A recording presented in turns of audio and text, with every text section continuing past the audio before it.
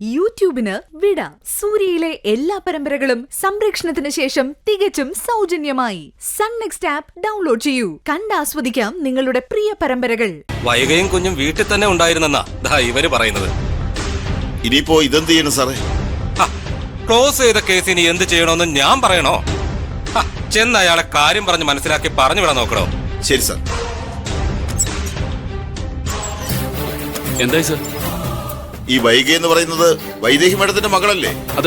അതെ സാർ, എന്റെ ഭാര്യ. എങ്കിലേ നിങ്ങളുടെ ഭാര്യയും കുഞ്ഞും ഇന്നലെ രാത്രി തന്നെ തിരിച്ചു വന്നിട്ടുണ്ട്. ഈ പരാതി താൻ തന്നെ പിടിച്ചോ. വൈഗയുടെ കാര്യം തന്നെയാണോ സാർ ഈ പറയുന്നത്? അവള് തിരിച്ച് വീട്ടിലെത്തിയോ? കുഞ്ഞുണ്ടോ? നിങ്ങളോട് തന്നെയല്ലേ ഞാൻ പറഞ്ഞത് വൈഗയും കുഞ്ഞും വീട്ടിലുണ്ടെന്ന്. അങ്ങനെ പറഞ്ഞാൽ എങ്ങനെയാ സാറേ? അവര് വീട്ടിലില്ല, അതല്ലേ ഞാൻ പരാതിയായിട്ട് വന്നത്.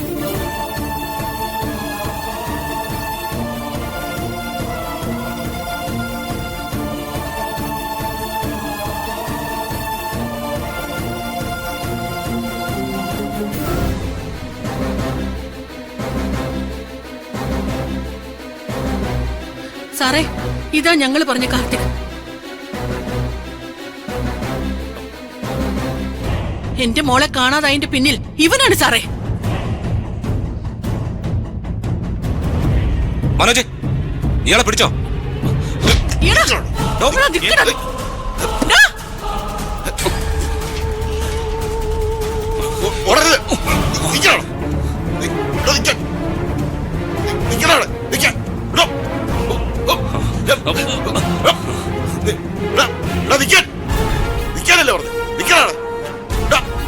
അവനെ വിടരുത്, അവൻ തന്നെയാണ്. വിടാതെ പിടിക്കവനെ. ഫോളോ ചെയ്യ്.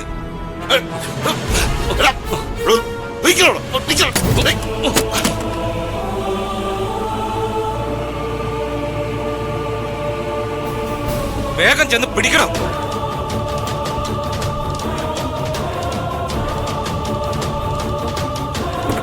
വണ്ടിയെടുക്ക് വേഗം.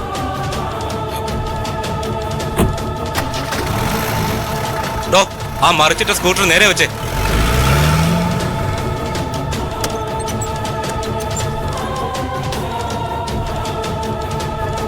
നിങ്ങൾ ധൈര്യമായിട്ടിരിക്കുക. അവൻ തന്നെയാ നിങ്ങളുടെ മകളുടെ തിരോധാനത്തിന് പിന്നിലെ കക്ഷി. അല്ലെങ്കിൽ അവൻ ഓടി രക്ഷപ്പെടാൻ നോക്കത്തില്ലല്ലോ.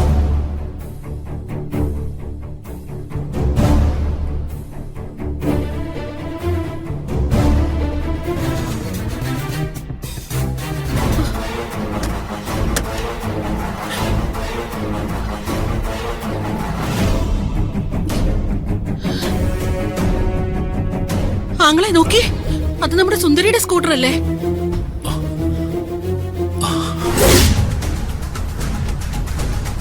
ശരിയാണല്ലോ, അത് സുന്ദരിയുടെ വണ്ടി തന്നെയാ. സുന്ദരിയുടെ സ്കൂട്ടറോ? അപ്പോ ആ കുട്ടി എവിടെ പോയി?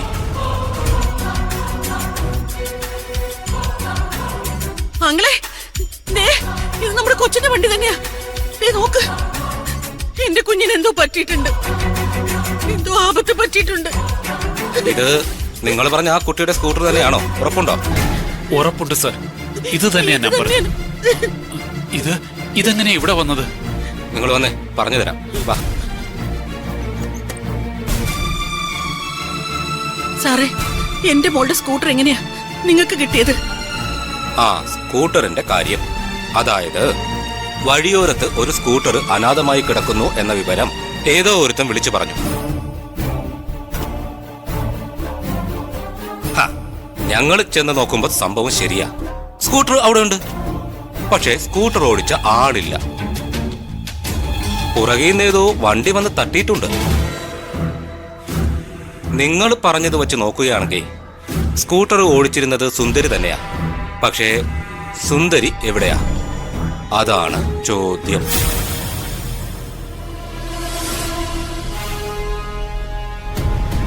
സുന്ദരിയുടെ അമ്മയുടെ മുഖത്തെ ഈ പേടി കണ്ടാൽ മനസ്സിലാവും. എന്താ പേടി?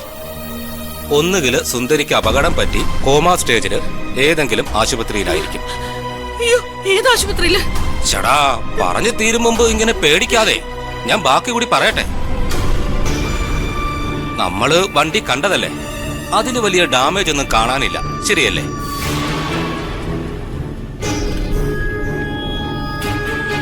എന്നുവച്ചാ ഈ ടൂ വീലർ എന്നൊക്കെ പറയുമ്പോ പിന്നിൽ നിന്നായാലും ചെറുതായിട്ടൊന്ന് തട്ടിയ സംഭവം താഴെ വീഴും.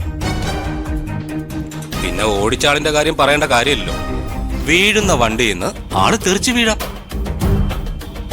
തല എവിടെയെങ്കിലും ചെന്ന് ശക്തമായിട്ട് ഇടിച്ച് ബോധവും പോവാം. അല്ല, ഇതൊക്കെ ഇതിന്റെയൊക്കെ പോസിബിലിറ്റികളാ. മനസ്സിലായില്ലേ? അങ്ങനെ സംഭവിച്ചതായിരിക്കുമോ സാറേ? അങ്ങനെ ഞാൻ പറഞ്ഞില്ലല്ലോ. ചില സാധ്യതകളൊക്കെ പറഞ്ഞെന്നേ ഉള്ളൂ.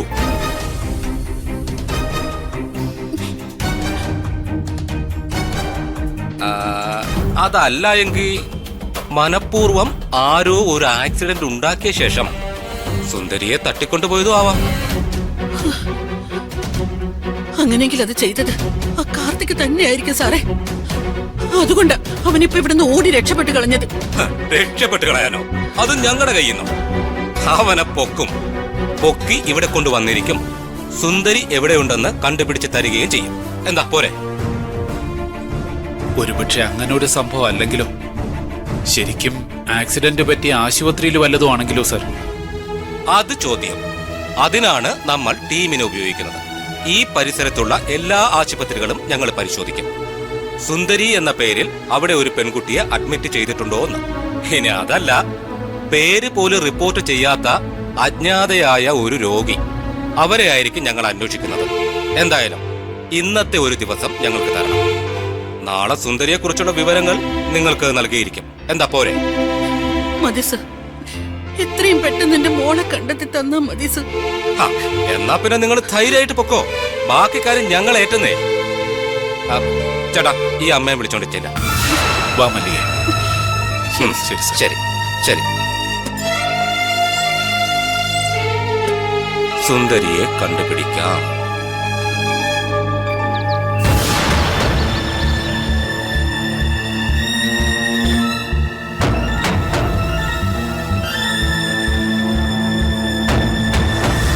ആഹാ, പാലൊക്കെ കുടിച്ച ആൾ ഉറക്കമായോ? ഇപ്പൊ അങ്ങോട്ട് ഇറങ്ങിയതേ ഉള്ളൂ.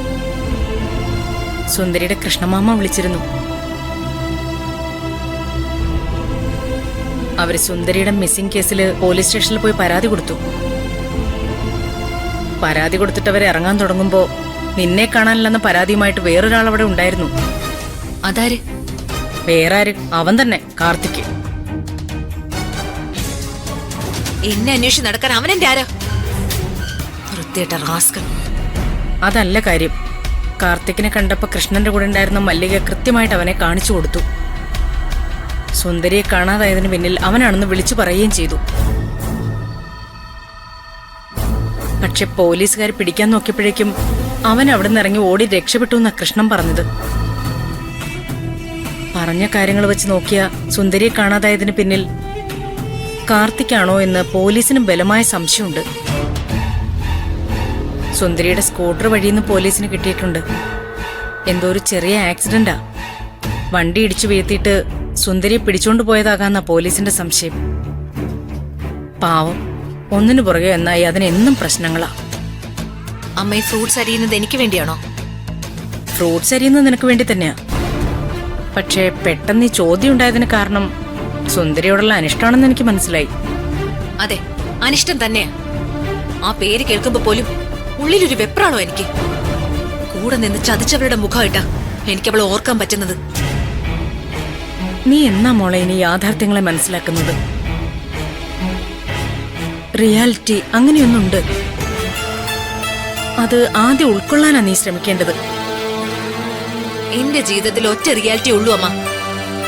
എന്റെ ജീവിതം തകർന്നു എന്നൊരു റിയാലിറ്റി. എന്നെ ഈ ഗതിയിലാക്കിയതിന് കാരണക്കാരി സുന്ദരി ഒറ്റ ഒരുത്തിയ. ഒരാളെയും പൂർണ്ണമായി മനസ്സിലാക്കാതെ സംസാരിക്കരുത് വൈക. ഇത് നിനക്ക് മനസ്സിലാകാഞ്ഞിട്ടൊന്നുമല്ല.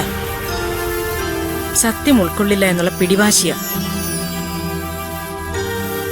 സുന്ദരി എന്തിനു നിന്നോട് കള്ളം പറഞ്ഞുവെന്ന് ആത്മാർത്ഥമായി ആലോചിച്ച നിന്റെ ഈ ദേഷ്യം മാറും. അമ്മ പ്ലീസ്, ഇതൊന്ന് നിർത്താവോ? ഈ ഫ്രൂട്ട്സ് അരിയുന്നത് എനിക്കാണെങ്കിൽ വേണ്ട. ഇനി സുന്ദരിയുടെ കാര്യം പറയുന്നില്ല. പറഞ്ഞില്ലേ, എനിക്ക് വേണ്ട. ജ്യൂസ് മതി. എങ്കിൽ ശരി, ഞാൻ ജ്യൂസ് എടുക്കാം.